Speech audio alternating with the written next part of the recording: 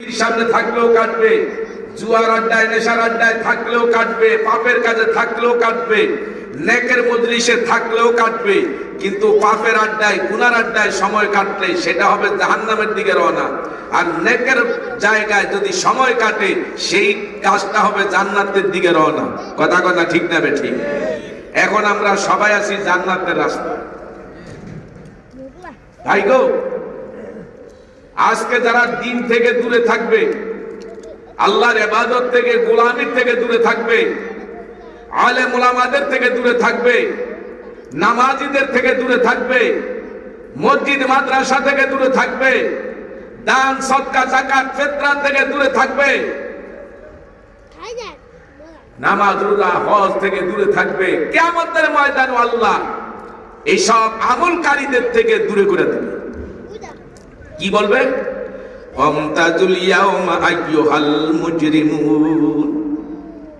হে বেনামাজির দল, হে বেরোজাদারের দল, হে ঘুষখোর সুদখোরের দল, হে নাস্তিক মুরতাদের দল, হে বেআমল বেঈমান কাফেরের দল, দুনিয়াতে আমার নেককার বান্দাদের থেকে যেমন দূরে ছিলি, আমি আল্লাহ ঘোষণা দিলাম আজকে কিয়ামতের ময়দানে আমার নেককার বান্দাদের থেকে পৃথক হয়ে যাও। আমার নেককার জান্নাতি বান্দাদের থেকে পৃথক হয়ে যাও। সেদিন আল্লাহর কথা অমান্য করার ক্ষমতা কারো থাকবে না। কথা না ঠিক কিনা? বাজানগো, ধানের থেকে যখন গৃহস্থ ব্যক্তিরা সিটাগুলি খড়কুটাগুলি আলাদা করে ফেলে, ধানগুলো যত্ন সহকারে রাখে, আর এই খেরকুটা আর সিটা এগুলো আগুনে চুলার আগুনে জ্বালিয়ে দেয়। ঠিক তেমনি ভাবে কিয়ামতের ময়দানে নেককারদের থেকে যখন গুনাহগাররা আলাদা হয়ে যাবে, আল্লাহ হুকুম করে ফেরেশতারা, গো এই নাফরমানদেরকে আমার চুলার জাহান্নামের মধ্যে নিক্ষেপ করে দাও। সেদিন আল্লাহর হুকুম অমান্য করার ক্ষমতা কারো থাকবে না। কথা না ঠিক কিনা? ও আমার প্রিয় মা ও বোনেরা, আপনারাও দিলের কান দিয়া ঘরে বসে কথাগুলো শ্রবণ করুন গো মা। সবাই আমরা কবরের যাত্রী, সবাই একই দেশে পাড়ি দিছি, যেই দেশ থেকে কোনোদিন ফেরত আসা যায় না, যেই দেশে একবার গেলে তার খবর দুনিয়ার কেউ নিতে পারে না। কথা না ঠিক কিনা? আপনার আমার দাদা দাদি নানা নানি তাদের যত মুরব্বীরা গেল, কারো বাবা মা কবরে গেল, কত ভাই বন্ধু কত বন্ধু বান্ধব কবরে গেল, আজও পর্যন্ত তাদের খবর আমরা কেউ জানতে পারি না। কথা না ঠিক কিনা? আমার বন্ধুরা, সারা পৃথিবীর যে কোনো দূরদেশে মানুষ থাকুক না কেন, 1 মিনিটের মধ্যে খবর দেওয়া যায়, কিন্তু বাজান কবর দেশে একবার ঢুকলে খবর দেওয়া নেওয়া দুটোটাই বন্ধ। কথা না ঠিক কিনা? এই জন্য সবচেয়ে দূর দেশ কবর দেশ। আল্লাহ রাব্বুল আলামিন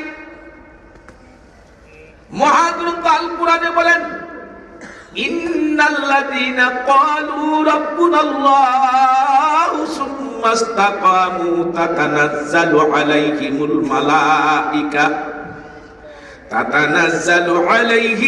মালাইকাতু আল্লা তাখাফু ওয়া লা তাহজানু ওয়া আবশিরু বিল জান্নাতিল্লাতী কুনতুম তুআদুন।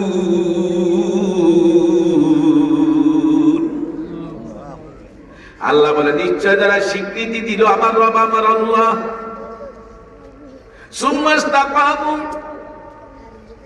আল্লাহকে রব মানলো মৃত্যু পর্যন্ত, এই কথার উপরে কায়েম রইল মৃত্যুর আগ পর্যন্ত, এই মানুষগুলোর মৃত্যুর পূর্বে কবরে হাসরে আল্লাহ ফেরেশতা পাঠায় দিয়ে সান্ত্বনা দেয়, সুসংবাদ দেয়। ফেরেশতারা বলে, আল্লাহ তাখাফু ওয়া লা তাহজানু ওয়া আবশিরু বিল জান্নাহ ও আল্লাহর বান্দা, আল্লাহর বান্দি, তোমার কোনো ভয় নাই, চিন্তাও নাই। তোমার জন্য জান্নাতের সুসংবাদ দিয়েছেন আল্লাহ, যে জান্নাতের প্রতিশ্রুতি দিয়েছেন আল্লাহ। আল্লাহ জান্নাত তোমাকে দান করবেন। তোমার কোনো ভয় নাই, চিন্তাও নাই। আল্লাহর পক্ষ থেকে ফেরেশতায় সুসংবাদ দিব ওই সকল মানুষগুলিরে যারা রব মানবে আল্লাহকে। রবের 4টা অর্থ। প্রথম 4টা অর্থ, 1 নাম্বার অর্থ হলো সৃষ্টিকর্তা, রবের 2 নাম্বার অর্থ পালন কর্তা, রবের 3 নাম্বার অর্থ হলো আইনদাতা, রবের 4 নাম্বার অর্থ হলো মৃত্যুদাতা। সৃষ্টিকর্তা তিনি, লালন পালন কর্তা তিনি, লালন পালন কর্তা যিনি, আইনদাতা তিনি, আইনদাতা তিনি, মৃত্যুদাতা তিনি। কথা কোন ঠিক কিনা? মৃত্যু দিবেন কে? সৃষ্টি করেছেন কে? আমাদের লালন পালন করেন কে? আইন দেওয়ার মালিক কে? এই পৃথিবীতে আমাদের আইন দেওয়ার মালিক আল্লাহ। আর আমাদের আইনের কিতাব দিলেন আল কোরআন। কথা কোন ঠিক কিনা?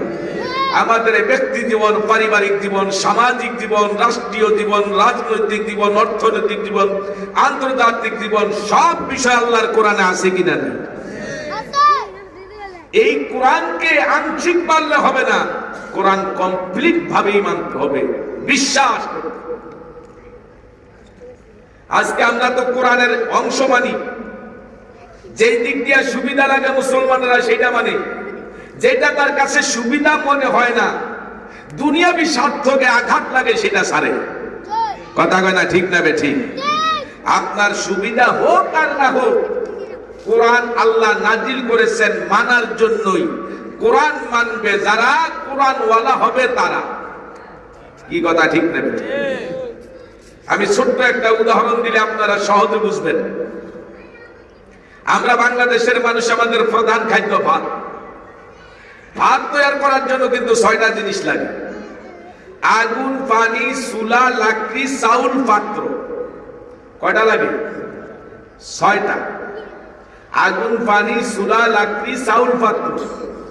আর যদি লাকড়ি বাদ দেন তাহলে গ্যাস, গ্যাস বাদ দেন কেরাসিন। কি কথা ঠিক না? লাকড়ির কাজই করে। তাহলে এই হলো 6টা। 5টা আছে, একটা নাই। 5টা জিনিস আছে, নাই কয়টা? একটা। ভাত হবে কোনোদিন? যেমন মনে করে সব আছে, আগুন নাই।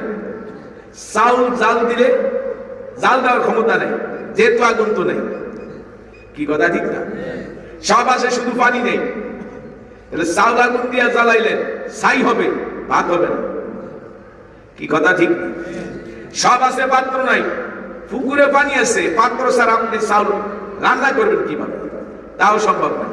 কথা কয় 6টার একটা বাদ দিয়া বাকি 5টা নিয়ে কিয়ামত পর্যন্ত চেষ্টা করলে যেমন ভাত হওয়ার সম্ভাবনা নাই, খাওয়া তো দূরের কথা, আল্লাহ পাকের কোন একটা হুকুমকে অস্বীকার করা বাকিগুলি পালন করলেও জান্নাতে যাওয়া সম্ভব হবে না। কারণ একটা হুকুম অস্বীকার করাই কাফের হওয়ার জন্য যথেষ্ট। আমি কি বুঝাইতে পারছি? আল্লাহ পাকের অনেক হুকুম অস্বীকার করতে হবে না কাফের হওয়ার জন্য, একটা হুকুম অস্বীকার করলেই কাফের হওয়ার জন্য যথেষ্ট। আর কাফেরদের ব্যাপারে আল্লাহ ঘোষণা দিলেন, ফি নারি জাহান্নামা খালিদিনা ফিহা আবাদা। কাফেররা চিরকাল জাহান্নামে থাকবে, কখনোই তারা জাহান্নাম থেকে মুক্তি পাবে না।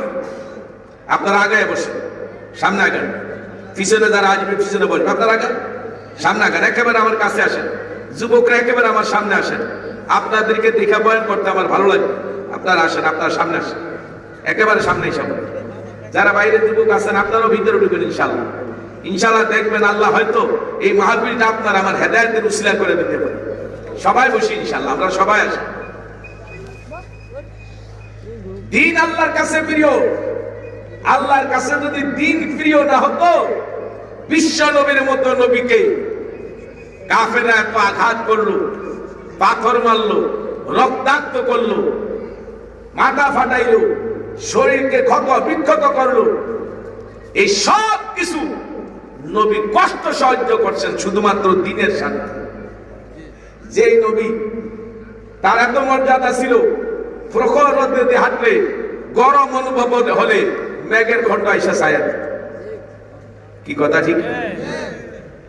নবীজির এত মর্যাদা ছিল, নবী রাস্তা দিয়ে হাঁটলে গাছে মাছে সবাই নবীর সম্মান দেখাইতো। কথা কয় না? নবীকে এমন কোন প্রাণী ছিল না যে নবীর চিনে না আর মর্যাদা দেয়। সেই দয়ার নবী দুনিয়াতে এই ইসলামকে টিকাবার জন্য, মুসলমানকে শিক্ষা দেওয়ার জন্য, আল্লাহর সাথে মিলিয়ে দেওয়ার জন্য, আল্লাহর সাথে সম্পর্ক কায়েম করানোর জন্য আমার নবীর কষ্টের কোনো শেষ ছিল না। কথা কথা ঠিক না? আমরা তো সেই নবীর উম্মত, সেই নবী যিনি এখন আমাদের জন্য মদিনায় শুয়ে শুয়ে কাঁদে। আমাদের বদ আমলের খবর নবীর কাছে পৌঁছলে নবী কান্না করে, আমাদের নেক আমলের কথা নবীর কাছে পৌঁছলে নবী খুশি হয়, আল্লাহর দরবারে শুকরগুজারি করে। যেই নবী আমাদের ভালোবাসার কারণে তিনি ঊর্ধ্ব গমনের দান নাই, তিনি এই মদিনার মাটির নিচে আমাদেরকে কোলে করে শুয়ে দিয়েছে। আমরা সেই নবীর উম্মত হইয়া আজকে আমাদের নবীর দরদ আর মায়া আমাদের দিলেন। মুখ দিয়া বলি নবীরে ভালোবাসি, কিন্তু নবীর কর্মকাণ্ড আমরা পছন্দ করি না। কথা কথা ঠিক না? নবীজি এই কথাটাই হাদিসে বলছেন, মান হাব্বা সুন্নতি ফাকাদ হাব্বানি ওয়া মান হাব্বানি কানা মাই ফিল জান্নাহ। যারা আমার সুন্নতকে মহব্বত করলো, আমার আদর্শকে মহব্বত করলো, আমার তরিকার মহব্বত করলো, প্রকৃত পক্ষে তারাই আমি নবীজিরে মহব্বত করলো। যারা আমি নবীকে মহব্বত করলো তারা আমার সাথে জান্নাত। নবীজির নামে মহব্বত করলে এটা মহব্বত না। মহব্বতের নমুনার প্রমাণ হইল নবীজির কথা মানলে, আদর্শ মানলে, নবীর সুন্নাহ মানলে, তরিকা মানলেই নবীরে ভালোবাসা হয়।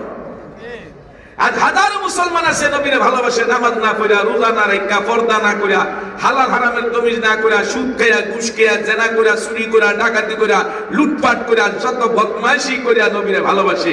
এই ভালোবাসার নাম ভালোবাসা না, এই ভালোবাসা হলো ধোঁকাবাজির ভালোবাসা। নবীর চাচা আবু তালিব নবীজির সঙ্গে দীর্ঘ সময়, নবীজির বাবা তো মায়ের পেটে থাকা অবস্থায় বাবা মারা গেলেন। 4 বছর বয়স যখন নবীজির হইল তখন মাও মারা গেল। 8 বছর পর্যন্ত দাদার কাছে ছিলেন। 8 বছর 2 মাসের কালে দাদাও মারা গেলেন। দায়িত্ব চাচা আবু তালিবের কাছে আসলো। আবু তালিব দীর্ঘ সময় নবীজির ছায়া দিয়ে, আশ্রয় দিয়ে রাখছেন। খানা খাইতে গেলে রসুলকে ছাড়া খানাও খাইতেন না। এত ভালোবাসতেন, এত মায়া করতেন, এত মহব্বত করতেন। একবার কুরাইশের যুবকরা নবীজির বিরুদ্ধে আবু তালেবের কাছে বিচার দিছে, আপনি হয় আপনার ভাতিজা মুহাম্মদের ধর্ম প্রসারের কাজ বন্ধ করান, সে আমাদের বাপ দাদার ধর্মের ঘরে সুনকালি মারতেছে, আমরা এটা মেনে নিতে পারি না। আর যদি না পারেন আমাদের হাতে তুলে দেন, আমরাই তার বিচার করব, শায়েস্তা করব। নাউজুবিল্লাহ বলবেন না? এখন আবু তালেব চিন্তা করে গেলেন, আমি ভাতিজাকে কিভাবে বুঝাই। নবীজির কাছে আইসা নরম সুরে বললেন, বাবা তুমি তো জানো আমি তোমারে ভালোবাসি। বাবা তুমি তো এতিম, তোমার বাবাও নাই, মাও নাই, বাবা তোমার দাদাও নাই, আমি চাচা হিসাবে দায়িত্ব পালন করতেছি। কিন্তু তুমি যেই দায়িত্ব, যেই রবের দাওয়াত, যেই দাওয়াতের কাজ করতেছো, এতে তোমার শত্রু দিন দিন বাড়তেছে। এখন শত শত ছেলেরা আসছে আমার কাছে তোমার বিরুদ্ধে মামলা দেওয়ার জন্য, বিচার চায়। হয় তোমার দায়িত্ব বন্ধ করাইতাম, না হয় তাদের হাতে তুলে দিতাম। বাবা তুমি শত্রু বাড়ানোর দরকার নেই, তোমার আমল নিজেরটা নিজে করো, কাউকে দাওয়াত দেওয়ার দরকার নেই। দয়া নবী চাচারে মুখের উপরে নাও করতে পারে, কান্না শুরু করে দিল। যদি আমি এখন চাচারে বলি যে না এটা সম্ভব না, চাচায় বেজার হয়ে যাবে। আবার যদি আমি বলি যে না এই দায়িত্ব আল্লাহ দাও, আমার তো করাই লাগবে, চাচায় বেজার, না করলে আল্লাহ বেজার। দায়িত্ব ভালো না করলে কে বেজার? আল্লাহ বেজার। এখন কি করি? নবীজি কাঁদতেছে, আবু তালেব বলতেছে, বাবা তোমার তো গালি দেই নেই, তোমার ভালো আমি চাই, এই জন্য তোমার আমি সুপরামর্শ দিছি। কান্দার কারণ কি বাবা? দয়ার নবী ডাক দিয়া কয়, চাচা আল্লাহ পাক এই পৃথিবীতে আমাকে পাঠাইছে আল্লাহ পাকের সাথে আল্লাহর ভোলা বান্দাদেরকে জোড়ায় দেওয়ার জন্য, কালেমার দাওয়াত দেওয়ার জন্য, আল্লাহর একত্ববাদের দাওয়াত দেওয়ার জন্য, আল্লাহর গোলামি শিখানোর জন্য। আর আপনি বলতেছেন দাওয়াত না দেওয়ার জন্য। আমার শত্রু নাকি দিন দিন বাড়তেছে।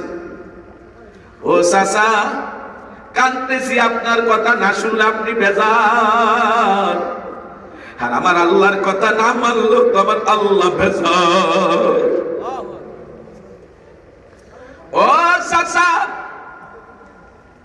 এই কান্নার মধ্যে সিদ্ধান্ত নিয়ে ফেলাইছি, যদি আপনি আমার পক্ষে নাও থাকেন, আমি যদি দুনিয়ার মানুষের কাছে অত্যাচারিত হই, মার খাই, নির্যাতন হই, যা আছে যা কিছু হই, তবুও কিন্তু আল্লাহর দেওয়া দায়িত্ব আমি কোনোভাবেই ত্রুটি করতে পারবো না। আল্লাহর দেওয়া দায়িত্ব আমাকে পালন করাই লাগবে। জোরে বলেন আল্লাহু আকবার। বন্ধুরা আমার, আবু তালেব ডাক দিয়া বললেন, বাবা মুহাম্মদ, তোমার আমি পরিষ্কার ভাষায় জানায় দেই, তুমি তোমার দায়িত্ব পালন করতে আবু তালেব আর জীবনে বাধা দিবে না। বাবা গো, আমি তোমার এও জানায় দেই, কেউ যদি তোমার কিছু করতে হয়, আগে আগে আবু তালেবের লাশ পালায় তোমার কিছু করতে পারবে। আবু তালেব জীবিত থাকতে আবু তালেব তার ভাতিজা মুহাম্মদের গায়ে একটা ফুলের আসরও মেনে নিবে না। কুরাইশের সর্দারদেরকে, তাদের সন্তানদেরকে, যুবকদেরকে বলে দিলেন, ও কুরাইশের যুবকেরা, আমি তোমাদের জানাই দেই, আমি মুহাম্মদুর রাসূলুল্লাহকে মহব্বত করি, ভালোবাসি, কিন্তু আমার মুহাম্মদের গায়ে একটা ফুলের আসর পড়লো আমি মেনে নিব না। যদি কিছু করতে পারো তখন পারবা, যখন আবু তালেব দুনিয়ায় থাকবে না, মারা যাবে। তারে হত্যা করলে, আবু তালেবকে যদি হত্যা করো তাইলেই পারবা। আবু তালেব জীবিত থাকতে মুহাম্মদের গায়ে একটা ফুলের আসর কেউ দিতে পারবে না। নবীজির এত মহব্বত করলো, এত ভালোবাসলো, কিন্তু তারপর আবু তালেব জান্নাতি না জাহান্নামী? একজন আগুনের স্যান্ডেল তাকে আল্লাহ দিয়া দিলেন, যার গরমে মাথার মগজগুলি টকবক টকবক করে উঠলায়। কিন্তু বাজার, তাইলে বোঝা গেল আবু তালেব নবীর মহব্বত কম করে নাই, মহব্বতের ঘাটতি ছিল না। আবু তালেব নবীর তরিকা মানে না, আদর্শ মানে না, এইটাই ছিল শুধু দোষ। কথা কথা ঠিক না বেঠি? নবীজি শাশুড়ি বের উঠে কেন, এই বুড়া মানুষটি আইসে কেন, উঠে গেল, তামসা করতে নাইছে নাকি? পাগল।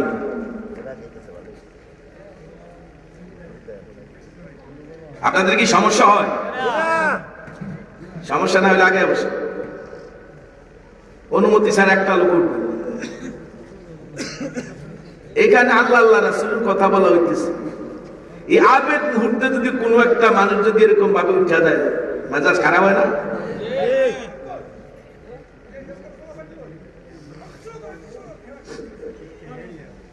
আল্লাহ তৌফিক দান করে, বুঝ দান করে, কোন আমিন। নবীজিকে মুহাব্বত করছেন আবু তালিব, কিন্তু নবীর আদর্শটা, তরিকাটা গ্রহণ করে না। এইটার কারণে আবু তালেব হইল জাহান্নামী।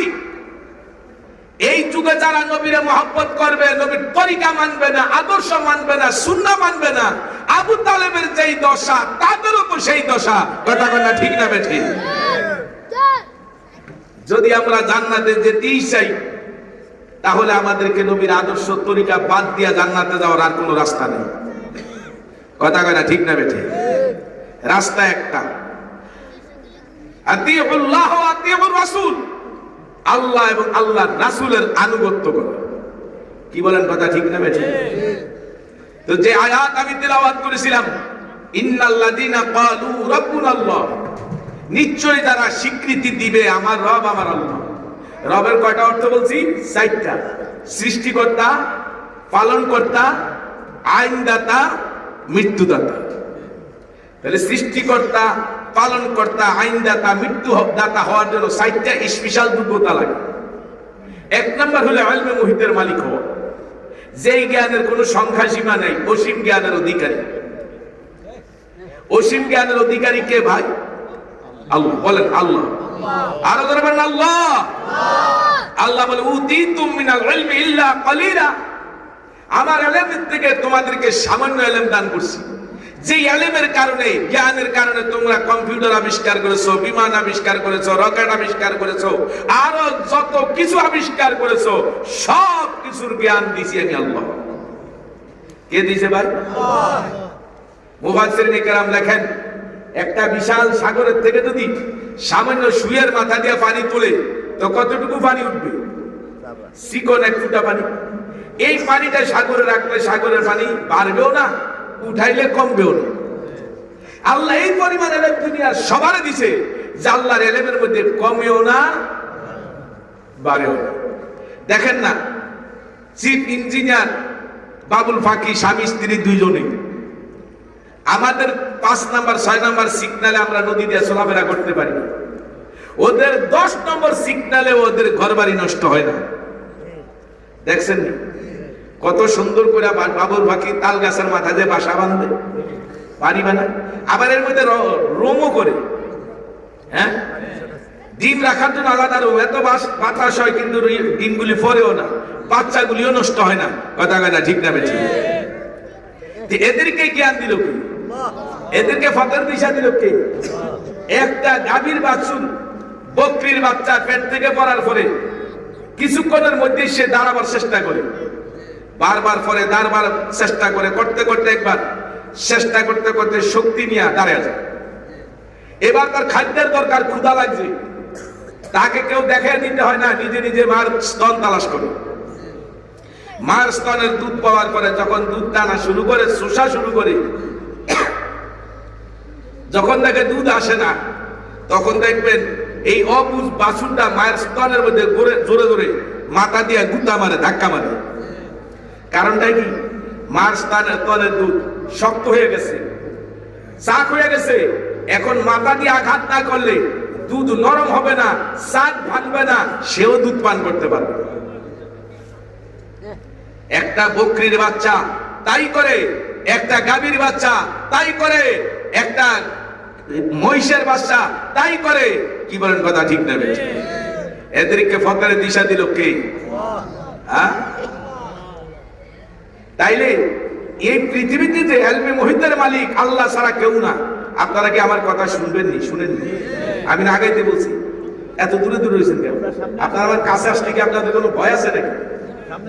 এমনও তো হতে পারে আপনার জীবনের অনেক কথা না শোনা কথাই আজকে শুনবেন। কথা কেন ঠিক না বেঠিক? রাগান, কিসের চিন্তা করেন, কিসের ভয় করেন?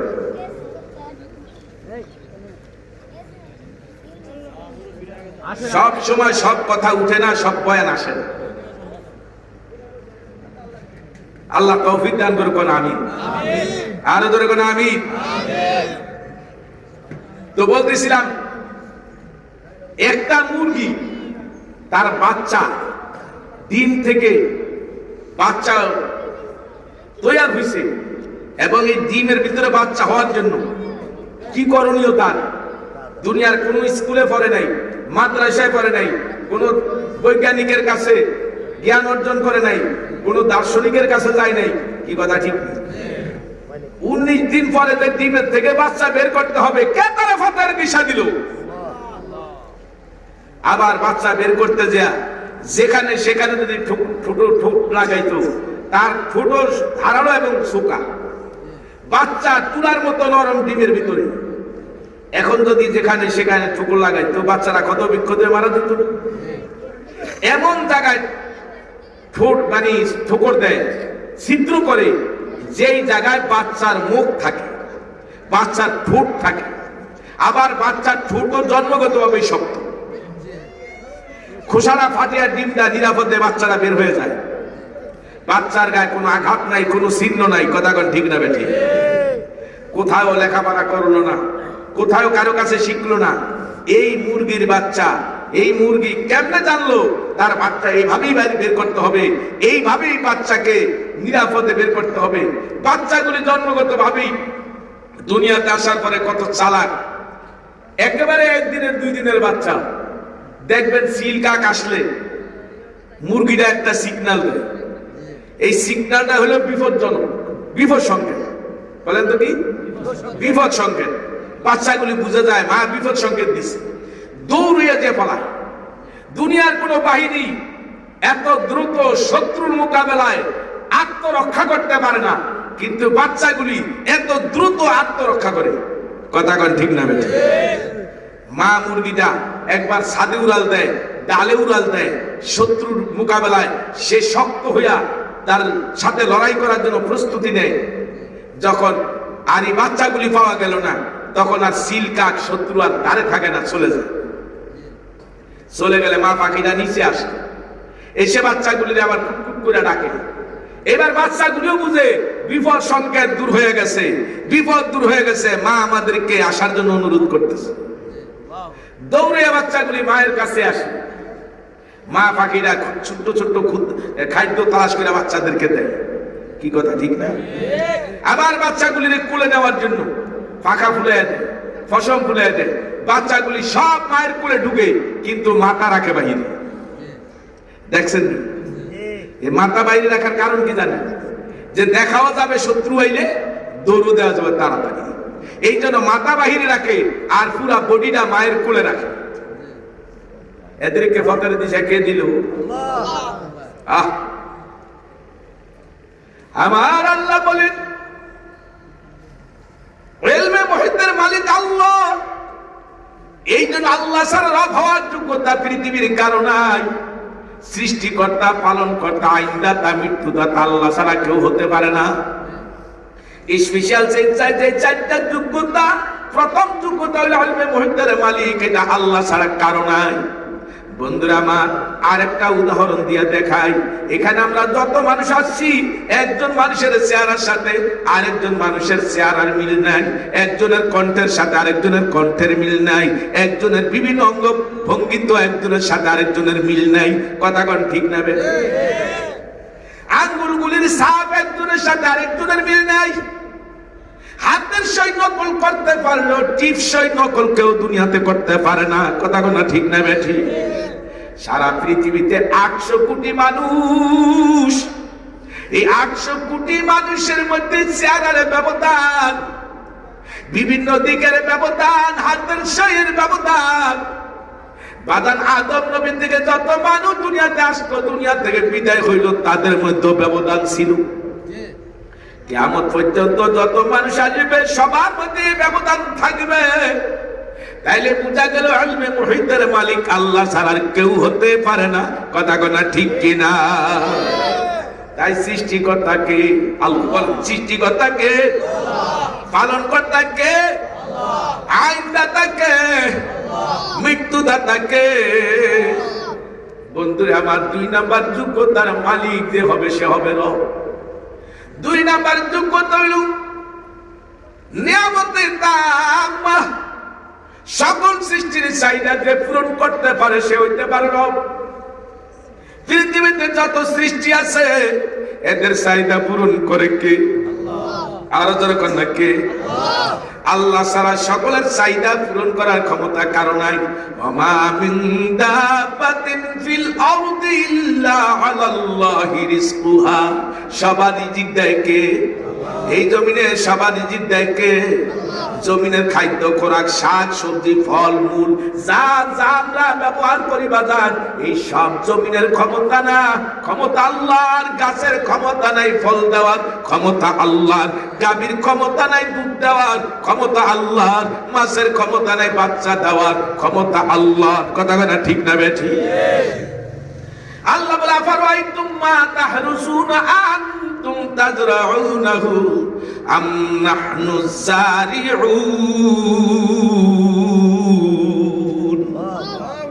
আল্লাহ বলে বান্দা জমিনে তোমরা যা দেখো যা চাষ করো এগুলি কি তোমরা জমিন থেকে উৎপাদন করো না আমি আল্লাহ করি? কে করে? খেজুর গাছে মিষ্টি রস দিল কে? আখের ভিতরে মিষ্টি রস দিল কে? আম গাছের ভিতরে এখন সিজন নাই, ফল নাই, ফুল নাই। ও বাবা, এই গাছ পারলে আমের গন্ধ পাওয়া যাবে না, কিন্তু আম গাছের ভিতর থেকে ফুল বের করে ফুলের ভিতর থেকে এত হাজারো রকমের আমকে দেখ ধরে কর। আল্লাহ পাক রব্বুল আলামিন বলেন, ও বান্দা বান্দি, আমি আল্লাহ তোমাদের নিয়ামত দাতা, সকলের চাহিদা পূরণকারী, দুনিয়ার আর কেউ নাই, কেউ নাই। সুলাইমান আলাইহিস সালাম আল্লাহর কাছে আবদার করছিল, আল্লাহ তোমার এই মখলুকাতের একবেলা মেহমানদারি করতে চাই। আল্লাহ কয়, নবী গো, এটা তো কঠিন কথা, আপনি পারবেন নি। হযরতে আল্লাহর পয়গম্বর সুলাইমান নবী বলেন, আল্লাহ অনুমতি দিলেই পারবো। সুলাইমান নবী একদিন না, 2 দিন না, 6 মাস পর্যন্ত খানার আয়োজন করলেন। হাজার হাজার মানুষ নিয়ে মাইলকে মাইল এরিয়া যখন খানার আয়োজন কমপ্লিট করলেন, হুকুম আল্লাহর কাছে বললেন, আবদার করেন, আল্লাহ আপনি মেহমানদের পাঠান। আল্লাহ তো বুঝেন তার ব্যবস্থা কতটুকু। মাত্র একজন মেহমান পাঠাইছে, একটা মাছ, সমস্ত খানা খাইছে এক লুকমায়। জোরে জোরে কন্যা সুবহানাল্লাহ। ডাক দিয়ে বলতে আছে, ও নবী সুলাইমান, হে বাদশা সুলাইমান, আর খানা কো যা আপনার 6 মাসের খানা আমার এক লুকমা হয়েছে, আর 2 লুকমা আমার এখনো বাকি আছে। যদি আপনি দিতে খাওয়াইতে না পারেন, ক্ষুধার্ত আপনার দরবার থেকে ফিরে যেতে হবে। আমার দয়ার মালিক আমার প্রতিদিন 3 লুকমা খাবার দেয়। আল্লাহু আকবার। সুলাইমান নবী তখন আল্লাহর কাছে আত্মসমর্পণ করে তওবা করে, মালিক আমি বড় দুঃসাহস করেছি, ও দয়ালু আল্লাহ, দুনিয়াতে কেউ পারবে না তুমি ছাড়া। সকল সৃষ্টি রিজিক দেয়, চাহিদা পূরণ করে কে? 3 নাম্বার যোগ্যতা যার আছে সে হইতে পারে রব। 3 নাম্বার যোগ্যতা হইল কুওয়াতে কামেলা, সব কিছুর নিয়ন্ত্রণ যার হাতে, তিনি হতে পারে রব। সব কিছুর নিয়ন্ত্রণ কি করে? নদীর জোয়ার ভাটা কার হুকুমে? না আমাদের দেশের সরকারের হুকুমে, না আমেরিকার সরকারের হুকুমে, না না, নদীর জোয়ার ভাটা ভাঙ্গা করা এগুলি দুনিয়ার কারো হাতে ক্ষমতা নাই, ক্ষমতা আল্লাহ পাকের। কথা কনা ঠিক কিনা? এই সব ভাঙ্গা চুরমার করে ফেলায়, আবার আল্লাহ বিশাল চর ভাসায় দেয়, সাগরের মাঝখানেও চর ভাসায় দেয়। কথা কনা ঠিক না বে ঠিক? আজকে হাতিয়া গেলে দেখেন না, চতুর্দিক দিয়া সাগর, মাঝখানে বিশাল এক এরিয়া চর বানায়া হাজার হাজার মানুষ সেখানে বাস করে। কথা কনা ঠিক কিনা? ও আমার বন্ধুরা, নিয়ন্ত্রণ আমার আল্লাহর হাতে, আর কারো হাতে না। এই আসমান একটা দুইটা না, 7টা আসমান, চন্দ্র সূর্য সহ অসংখ্য আল্লাহ পাকের গ্রহ নক্ষত্র আছে। বিনা খানকুনিতে কে ঝুলায় রাখছে? ওয়াইলাস সামাই কাইফা রুফিআত, এগুলি সুন্দর উপরে কে রাখছে? জোরে কোন আল্লাহ। কে ধরে রাখছে? মুসা আলাইহিস সালাম, আল্লাহ আপনার কি ঘুম নাই? আপনি কি ঘুমান না? আল্লাহ ডাক দিয়ে কয়, নবী মুসা প্রশ্ন করছেন আমি ঘুমাই কিনা? একটা রাত্রে আমার একটা নির্দেশ পালন করতে হবে। বলে কি? একটা গ্লাস পানি নিয়ে আপনি দাঁড়িয়ে থাকবেন, সকাল পর্যন্ত সজাগ থাকবেন। মুসা আলাইহিস সালাম আল্লাহ নির্দেশ পালনার্থে 1 গ্লাস পানি নিয়ে রাত্রে দাঁড়িয়ে গেল। রাত্র যখন গভীর হয়ে গেল, মুসা আলাইহিস সালামের তন্দ্রা এসে গেল, জিমানি এসে গেল।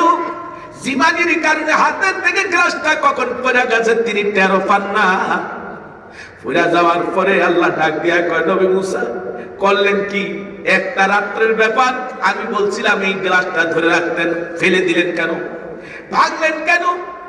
নবী মুসা আলাইহিস সালাম আল্লাহ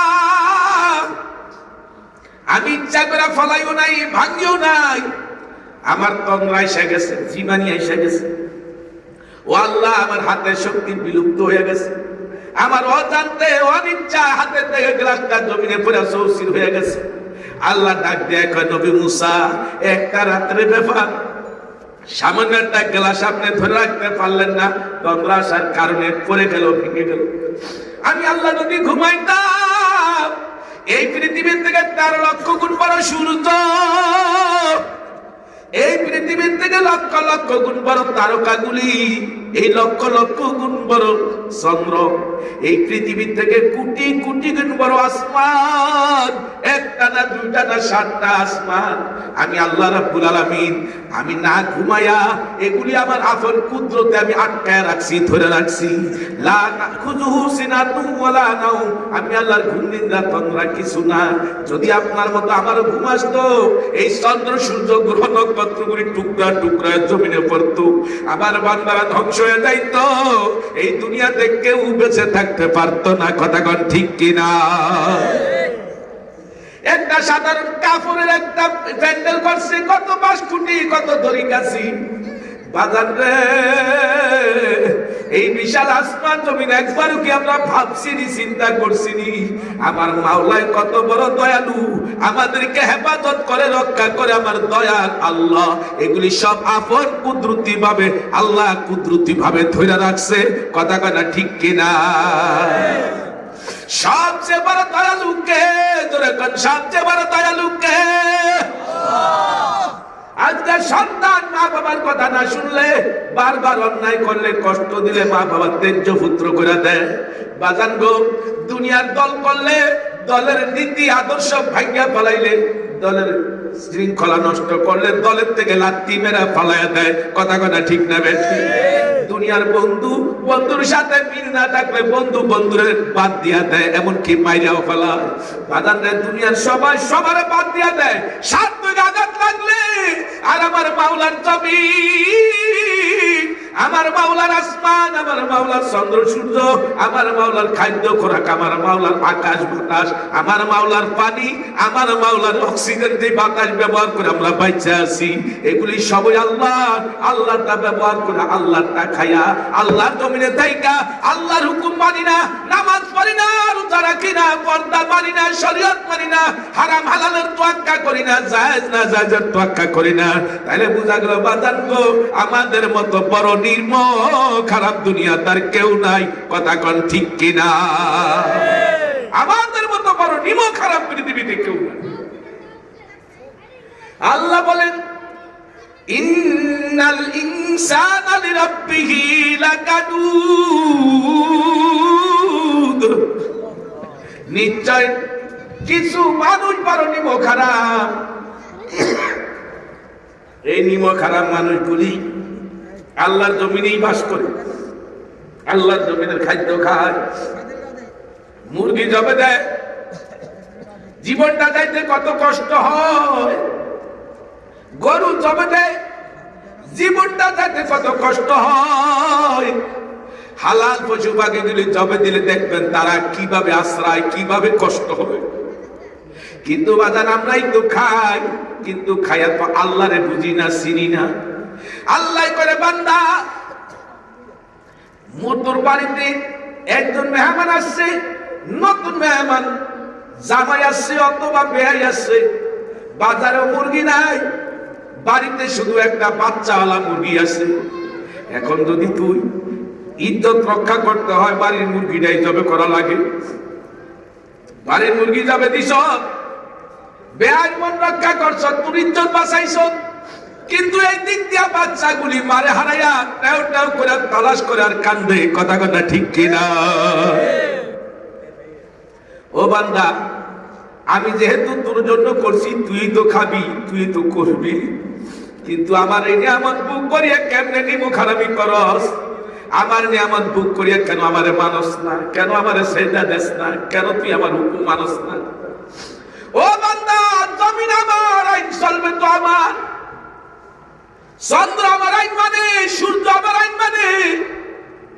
রাতে আমার আইন মানে, দিনে আমার আইন মানে, নদী সাগর সবাই আমার আইন মানে, তুই মানুষই আমার আইন কেন মানবি না? ও বান্দা, আমি তো সবই বানাইছি তোর জন্য, আর তোরে তো বানাইছি আমার দাসত্বের জন্য। ওমা খালাকতুল জিন্না ওয়াল ইনসা ইল্লা লিয়াবুদুন। সবার মুখ দেখান আল্লাহু আকবার। আল্লাহ বলে, হে মানুষ আর জিন, আমি তোমাকে বানাইছি আমার ইবাদতের জন্য, আমার গোলামের জন্য, আমার দাসত্বের জন্য, আমার সব কিছু তোদের জন্য। কিন্তু তোদের বানাইছি আমি আল্লাহর গোলামের জন্য। আমার আর কোনো কাজ নাই। তোরা সেজদা দিলে আমি আল্লাহর কুদরতি কলিজা ঠান্ডা হয়ে যায়। তোরা যখন আমার হুকুম মানুষ, তখন আমি আল্লাহ বড় খুশি হয়ে যায়। বাজান, আল্লাহরে খুশি করানোর জন্য এই দুনিয়াতে ইসলাম আংশিক মানলে হবে না, ইসলাম পুরাপুরি মানতে হবে। কথা না ঠিক কিনা? নবীজি বলেন, কিয়ামতের ময়দানে জায়গা দুইটা। একটা জায়গা আল্লাহর আরশের নিচে, আর একটা জায়গা সূর্যের নিচে। বাজান, দুনিয়াতে আজকে আমাদের তাপ লাগলে আমরা গরম, লাগলে আমরা ঠান্ডায় আসি, ঘরে আসি, ছায়ায় আসি, গাছের নিচে আসি। কিন্তু কিয়ামতের দিন কোনো গাছ গাছালি থাকবে না, ঘর থাকবে না, বিল্ডিং থাকবে না। আল্লাহর হাবিব বলেন, সূর্য মানুষের মাথার উপরে এক হাত ছোঁয়াত উপরে আসিয়া যাবে। জায়গা তো দুইটা, একটা সূর্যের নিচে আর একটা আরশের নিচে। নবীজি বলে, আরশের নিচে 7 প্রকার মানুষ জায়গা পাবে, আর বাকি সমস্ত মানুষ সূর্যের নিচে চলে যাবে। বাজার রে, সূর্যটা আজকাল দুনিয়া থেকে 9,30,00,000 মাইল উপরে। সূর্যটার মুখ উপরের দিকে, আর সূর্যটার পিছনে সাইডটা নিচের দিকে। এত উপর থেকে সূর্যের তাপ জমিনে লাগে 9,30,00,000 মাইল উপর থেকে। আল্লাহ পাক রব্বুল আলামিন এই সূর্যকে ঠান্ডা রাখার জন্য 70,000 ফেরেশতা লাগিয়ে দিয়েছেন, ঠান্ডা রাখার জন্য, বরফ দেওয়ার জন্য। এরপরও সূর্যের তাপে আমরা গরমের মৌসুমে সহ্য করতে পারি না। নবীজি কয়, কিয়ামতের দিন সূর্যটা মাথার উপর আসিয়ে যাবে। সূর্যকে আল্লাহ হুকুম করে মুখ নিচের দিকে ঘুরিয়ে দিবে, উল্টা পিঠটা উপরে চলে যাবে। আল্লাহ হুকুম করবে, সূর্য যত তাপ আছে আজকাল সারিয়া দাও। সূর্যের তাপে হাসরের ময়দানটা জ্বলিয়া পুড়িয়া তামা হইয়া যাবে। নিচে আগুন, উপরে আগুন। নাফরমান নারী পুরুষের মাথাগুলি তাস তাস করে ফেটে যাবে, শরীরের সমস্ত জোড়াগুলি ফেটে যাবে, মধ্যগুলি ভাতের ফেটের মতো উতলাবে। কিন্তু বাজান, মরণ নাই, শুধু শাস্তি আর শাস্তি। আল্লাহ বলে, লা ইয়ামুতু ফিহা ওয়া লা ইয়াহইয়া। মরবেও না, বাঁচবেও না, শুধু শাস্তি। ওই মহা মুসিবতের দিন বাজান রে, পাপীরা সূর্যের তাপে মাথার মধ্যগুলি এরকম উতলাবে, আর পানির পিপাসায় কলিজারা খান খান হয়ে যাবে। গুনাহগারেরা মধ্যগুলি যখন গাল বেয়ে পড়তে থাকবে, পানির পিপাসায় কাতর হইয়া মধ্যগুলি মুখের মধ্যে ঢুকাইতে থাকবে। মুখের মধ্যে ঢুকাইলে জিহ্বা সকলে, পেটে নাড়ি বুড়িগুলি গলে, পায়খানা রাস্তাতে চুপ চুপ হয়ে বাইর হয়ে যাবে, চুপ চুপ করে বের হয়ে যাবে। মরবে না, বাঁচবে না, শুধু শাস্তি। ও বাজার, সেই মহা মুসিবতের দিন আরশের নিচে 7 প্রকার মানুষ জায়গা পাবে। এই 7 প্রকার মানুষ কারা? এদের ঘটনা এদেরকে চিনার দরকার আছে না নাই?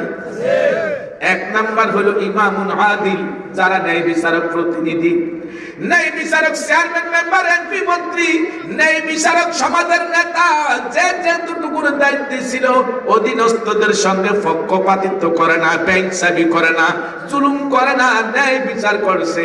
আমার নবী বলেন, কিয়ামতের দিন এরা আল্লাহর আরশের নিচে জায়গা পাবে। জোরে কন্যা সুবহানাল্লাহ। আল্লাহর আরশের নিচে জায়গা। ন্যায় বিচারকেরা, হযরত ওমর রাদিয়াল্লাহু আনহুর এক ছেলে জেনা করছিল। জেনা করার পরে ছেলেটা ছিল অসুস্থ, সবাই সুপারিশ করলো আমিরুল মুমিনিন ওরে এই মুহূর্তে বিচার করবেন না, বিচার করলে ছেলেটা মারা যাবে, একটু সুস্থ হোক তারপরে বিচার করে। হযরত ওমর রাদিয়াল্লাহু আনহু বলে, কিয়ামতের দিন কি আমার কান করার জায়গায় কি তোমরা দাঁড়াইবা? না না, এখনই বিচার করতে হবে। বিচার করতে গিয়ে 50টা কুড়া মারার পরে ছেলেটা মারা গেল। ডাবন ডাবন করে বললেন। এরপর ওমর রাদিয়াল্লাহু আনহু বললেন, যদি আজকে আমার ছেলের বিচার আমি না করি, অন্যের বিচার কেমনে করব? হযরত ওমর বললেন, বাকি 50টা কুড়া তার কবর উপরে দাফনের পর, মাটি দেওয়ার পর কবর উপরে মাইরা দিবা। 50টা মারার পর তো মারাই গেল, দাফন দাফন করা শেষ, কবরের উপরে 50টা কুড়া মাইরা দিলেন। ছেলে স্বপ্নে বলতেছে, বাবা আমিরুল মুমিনিন, আপনি ইনসাফের বিচার করার কারণে, আপনি ন্যায় বিচার করার কারণে আল্লাহ আমারও মাফ করে দিয়েছে। ও বাবা, আপনি পক্ষপাতিত্ব করেন নাই, আল্লাহ আপনারও মাফ করে দিয়েছে। এই ছিল ন্যায় বিচারক, নিজের বেলায় যেই কর বিচার, অন্যের বেলায়ও সেই বিচার। কথা কথা ঠিক না বেঠি? আজকে আমাদের মধ্যে তো না, অন্যের বিচার আমরা করতে জানি, কিন্তু নিজের বিচার তো করতে জানি না। নিজের দলের লোকেরা অন্যায় করলে, খুন করলেও বেঁচে যায়, নিজের কর্মীরা খুন করেও বেঁচে যায়, ওদেরকে বাঁচানোর চেষ্টা করা হয়। অন্য মানুষই কিছু করলে তার বিচার কঠিন হয়। কথা কথা ঠিক না বেঠি? ও বাজান, 2 নাম্বার, ওই মানুষগুলো আল্লাহর আরশের নিচে জায়গা পাবে। যে যুবকরা যুবক বয়সে ইবাদত করবে, যুবক বয়সে নামাজ পড়বে, রোজা রাখবে, যুবক বয়সে ইসলামের আইন মানবে, শরিয়া আইন মানবে। আজকে তো কিছু কিছু আহম্মকেরা কয় শরিয়া আইন আমরা মানি না। শরিয়া না মানলে তো তোমার ইমানই না, ইমান না থাকলে তোমার মুসলমানই তো নাই। কথা কথা ঠিক না বেঠি? ও বাজান, শরিয়া আইন মানে কি? কোরআনের আইন, কোরআন সুন্নাহর আইন। এটা মুসলমান হলে মানাই লাগবে। এই দেশে রাষ্ট্র ক্ষমতায় গেল, ইসলাম প্রতিষ্ঠা করতে হলে কোরআন সুন্নাহর আইন বাস্তবায়ন করাই লাগবে। কথা কথা ঠিক না বেঠিক? আমার বন্ধুরা, এই কথা বলার সুযোগ নাই। কোরআন সুন্নাহর আইন আমরা বাস্তবায়ন এখন করব না, বিদ্যমান আইনে দেশ চলবে, এই কথা বললে তো ঈমান শেষ হয়ে গেল। কথা কথা ঠিক কিনা? খারাপ লাগে? হক কথা বলা যাবে? কে খুশি কে বেজার দেখার দরকার নাই, যার যার কবরে সে যাব। হ্যাঁ, আমার বাপেও যদি ভুল বলে, আমার বাপের ভুলের সাথে আমি নেই। আমার দলের নেতা যদি ভুল বলে, আমি এই ভুলের সাথে নাই। আপনারা কি একমত? বলেন, জমিন আল্লাহর আইন চলবে কার? বলেন, কোর্ট কাছারি চলবে কার আইনে? রাষ্ট্র চলবে কার আইনে? সংসদ চলবে কার আইনে? হিন্দু ইসলামী আইন কায়েমের জন্য হিন্দু এমপি।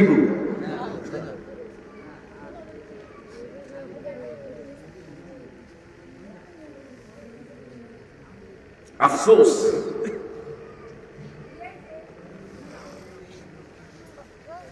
আল্লাহ রাসূল বললেন কিয়ামতের ময়দানে 7 প্রকার মানুষ জায়গা পাবে।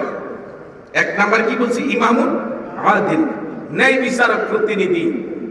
2 নাম্বার বলছি যুবকরা, যারা যুবক বয়সে অন্যায় প্রতিবাদ করবে, ন্যায়ের পক্ষে থাকবে, সত্যের পক্ষে থাকবে, সীসাডালা পাচিরের মতো। উসমান হাদির এত না, সারা দুনিয়া উসমান হাদির মতো একটা ছেলের চিনল।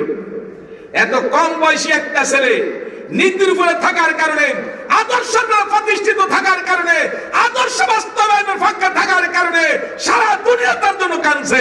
কথা কথা ঠিক না বেঠিক? সেও তো মায়ের সন্তান, আমরাও তো মায়ের সন্তান। হ্যাঁ, তার জন্য দোয়া এখনো বন্ধ হয় নাই। সারা বাংলাদেশের উলামায়ে কেরাম তার জন্য দোয়া করছে। দেশের একটা পরিবর্তন করতে চেয়েছিল। কথা কথা ঠিক না বেঠিক? এমন যুবক আল্লাহ দেশে তৈরি করে দেখ, লক্ষ লক্ষ যুবকদেরকে আল্লাহ ফতহ আসার তৌফিক দান করুন। আমিন। আমার ভাইরা, 3 নাম্বার হলো ওয়া রাজুলুন কলবুহু মুআল্লাকুন ফিল মাসজিদি ইযা খারাজা মিনহু হাত্তা ইয়াউদা ইলাইহি, যারা অন্তরটা মসজিদে ঝুলাই রেখে যায়, নামাজ পড়ে দুনিয়ার কাজে চলে গেছে, যে যেই লাইনের কাজ করে কাজে চলে গেছে, কিন্তু মনটা টানা রাখছে মসজিদের দিকে। কখন আজান দিবে, আজান দিলে যে জামাতে নামাজ পড়বে। কত রিকশাওয়ালারা দেখি আজান দিলে আর একটা মুহূর্ত দেরি করে না, ভাড়াও ধরে না, কয় না আমাকে নামাজ আগে জামাত ধরতে হবে। কথা কথা ঠিক না বেঠিক? আর আমরা কত ইচ্ছা করে জামাত ছেড়ে দেই, মসজিদের কাছে থেকেও জামাতে নামাজ পড়ি না। আর এই গরিব মানুষ রিকশা চালায়, অটো চালায়, তার জামাত কাজা হয় না। এমন নামাজিরা কিয়ামতের ময়দানে আল্লাহর আরশের নিচে জায়গা পাবে, যারা দুনিয়াতে অন্তরটা মসজিদে ঝুলায় রাখে জামাতে নামাজ পড়ার জন্য। 3 নাম্বার গেল। 4 নাম্বার হলো ওয়ারাজুলানি তাহাব্বা ফিল্লাহি ইজতামা আলাইহি ওয়া তাফাররাকা আলাইহি, কাউকে ভালোবাসবো আল্লাহর জন্য, কারো বিরুদ্ধে প্রতিবাদ আন্দোলন করবো আল্লাহর জন্য। যে আল্লাহ এবং রাসূলের শত্রু, ইসলামের শত্রু, কোরআন সুন্নাহর শত্রু, মুসলমানের শত্রু, তার সাথে কোনো আপোষ নাই, তার সাথে কোনো বন্ধুত্ব মুসলমানের হতে পারে না। কথা বলে না ঠিক না বেঠিক?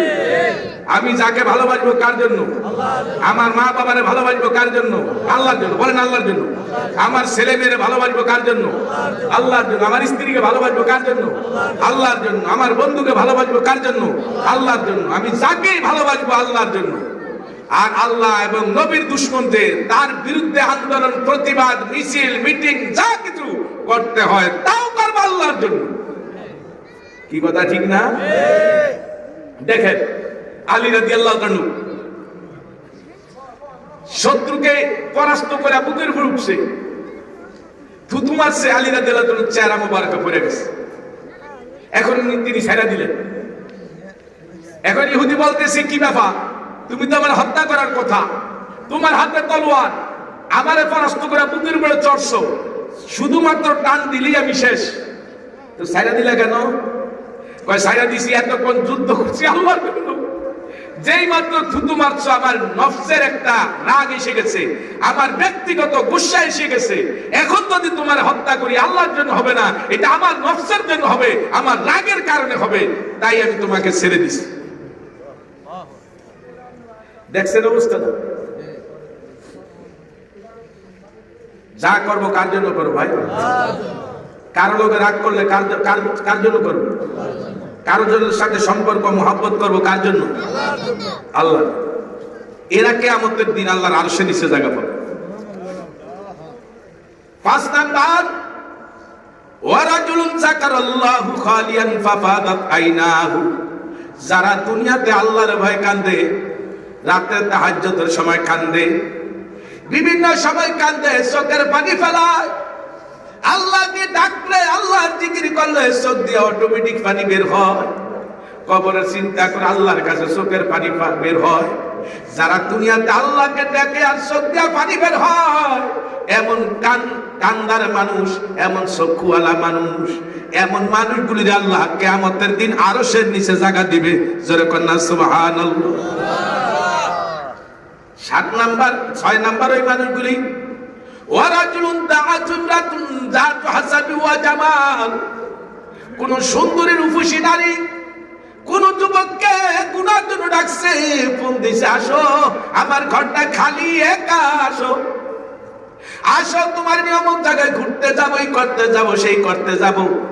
যুবকটা যদি বলে ফাকালা ইন্নী আখাফুল্লাহ, ও আল্লাহর বান্দি আমি তো আল্লাহরে ভয় করি,